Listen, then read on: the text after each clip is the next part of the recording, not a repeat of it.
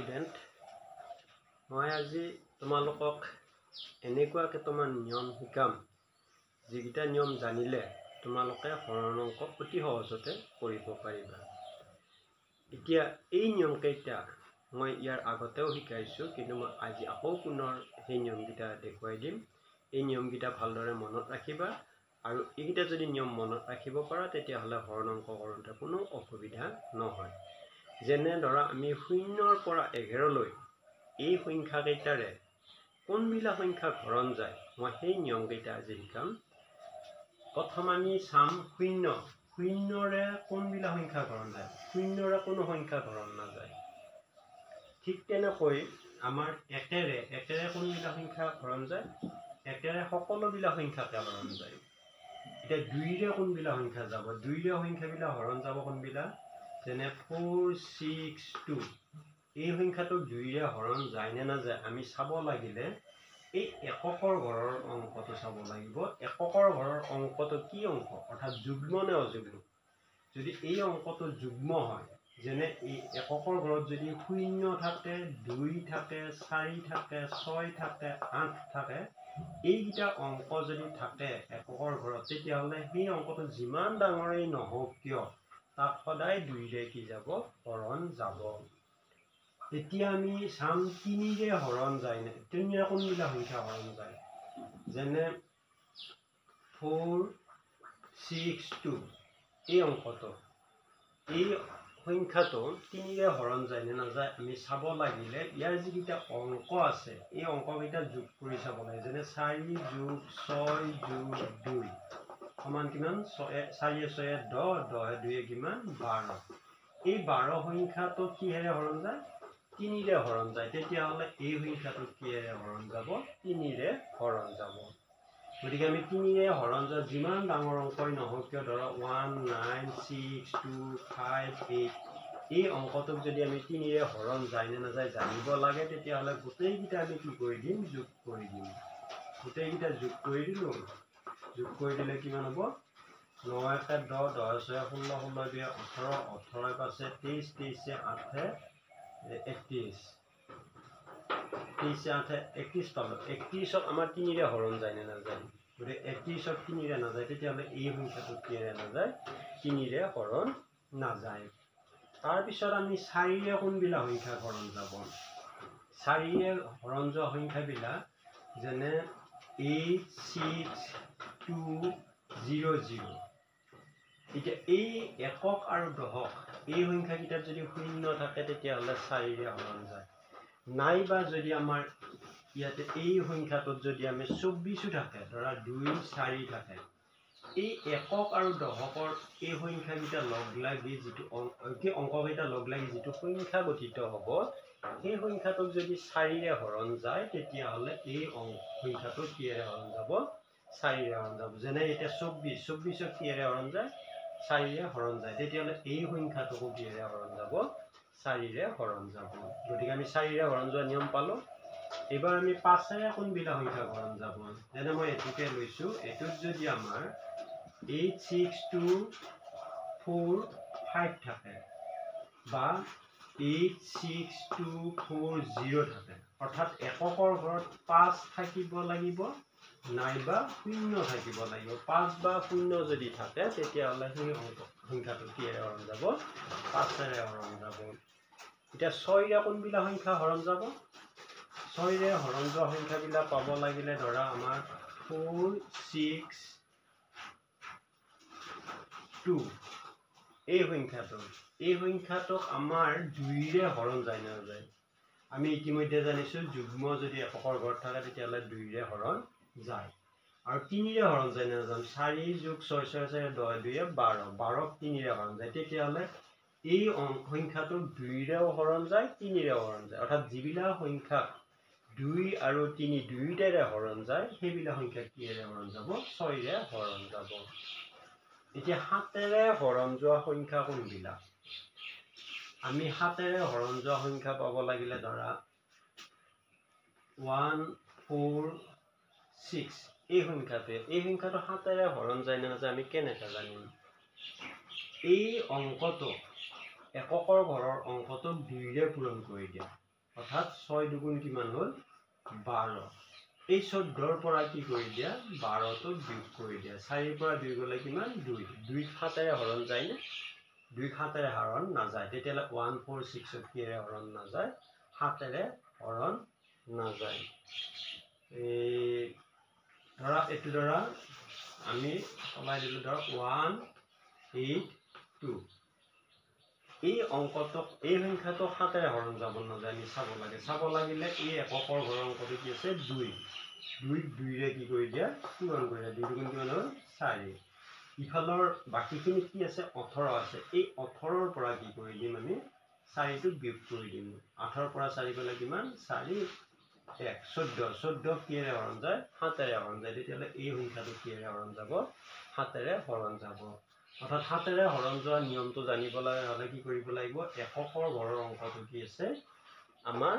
যি থাকে তাক 2 ৰে হৰণ কৰি দিয়াৰ পিছত আমি চাব লাগিব কিন্তু ডাঙৰ অঙ্ক হলে ন ইমান আমি কেনেকৈ কৰিম ডাঙৰ অঙ্ক হলে মই নিয়মটো দেখাই দিছো ধৰা আমাৰ 19682 এই অঙ্কটো এটা আমি 2 দুগুণ 4 এখিনিৰ পৰা 4 বিয়োগ কৰিলে আমাৰ যিখিনি হ'ব সেইখিনিক আমি 7ৰে হৰণ যায় নাজানিম ये प्रथम आमी की करिब লাগিব 2 रे 2 गुण কৰি দি এটো 196 ৰ পৰা কি কৰি দিয়া এই 2 দুগুণ 4 টো বিয়োগ কৰি 8 ৰ পৰা 4 গলে 4 6 9 1 এবাৰ এইটো থাকিল এই এককৰ ঘৰত 4 থাকিল 4 দুগুণ কৰি 7 দুগুণ 8 অৰ্থাৎ ইয়াৰ পৰা 8 টো বিয়োগ কৰি দিয়া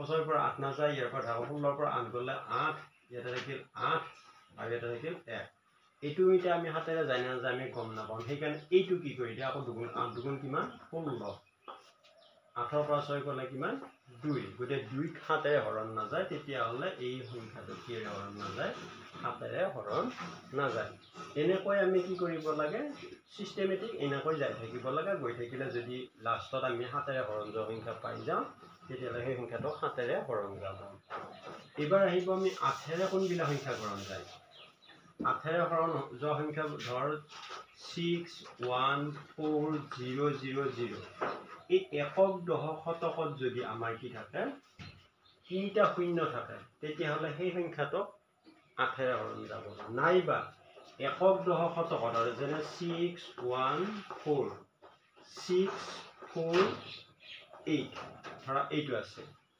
এই অঙ্কটোৰ এতিয়া 8ৰে হৰণ যাব না যায় আমি কেনেকৈ জানিম চাব লাগিলে একক দশক শতক এই তিনটা অঙ্ক আমি 8ৰে হৰণ যায় না যায় চাম 648 8ৰে হৰণ যায় না যায় চাম 8ৰে 6 না যায় 64 8 8 গুণ 64 গতে 8 গুণ 8 অৰ্থাৎ ইয়া কিৰে যাব 8ৰে হৰণ যাব তেতিয়া হলে এই সংখ্যাটো কিৰে হৰণ যাব 8ৰে হৰণ যাব অৰ্থাৎ একক দশক শতক এই তিনটা অঙ্ক লগ লাগি যেটো সংখ্যা গঠিত হ'ব এই সংখ্যাটো যদি 8ৰে হৰণ যায় তেতিয়া হলে সেই অঙ্ক সংখ্যাটো 8ৰে হৰণ যাব এবাৰ আহিব আমাৰ 9ৰে হৰণ যোৱা অঙ্ক আমাৰ 3ৰে হৰণ যোৱা নিয়ম আৰু 9ৰে হৰণ যোৱা নিয়ম একে 3ৰে হৰণ যোৱা নিয়ম কি আছে আমি গোটেই কিটা সংখ্যা যোগ কৰি চাইছিল যোগ কৰি চাওঁতে যদি 3ৰে হৰণ গৈছিল তেতিয়া হলে সেই অঙ্কটো 3ৰে গৈছিল ইয়াতে এতিয়া আমি চাম এইগিটা যোগ কৰিলে 6 1 7 7 4 11 আৰু অন্যগিটা যোগ কৰিলে সেইখিনি হ'ব কিন্তু হেতু কিৰে না যায় 9ৰে না যায় যদি আমি সংখ্যাটো ধৰ হলাইতে 6142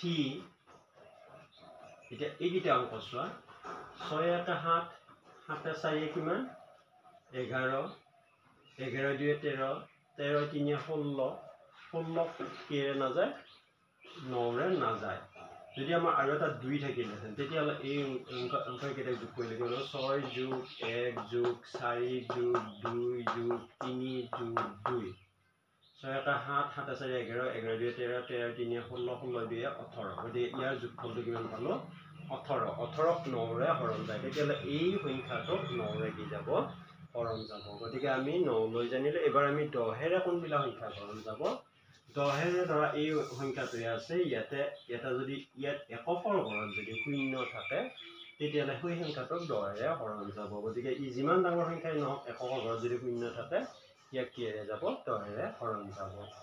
আকৌ 11ৰে কোনবিলাক সংখ্যা হৰণ যাব?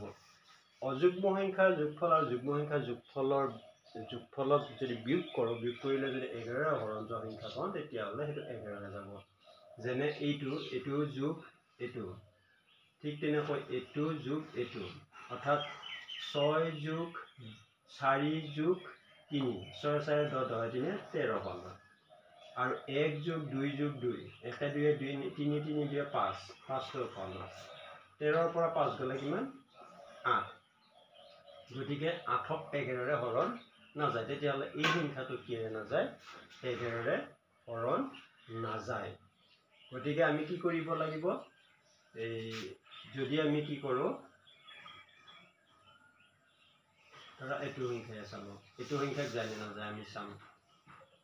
6 4 10, 10 3 13, 13, 1 2 কিমান? 3। গতিকে 13ৰ পৰা 3 গ'লে কিমান? 10। 10ক কিহেৰে হৰণ নাযায়? এই 11ৰে হৰণ নাযায়। তেতিয়াহ'লে এই সংখ্যাটো 11ৰে হৰণ নাযায়। কিন্তু যদি আমি ধৰা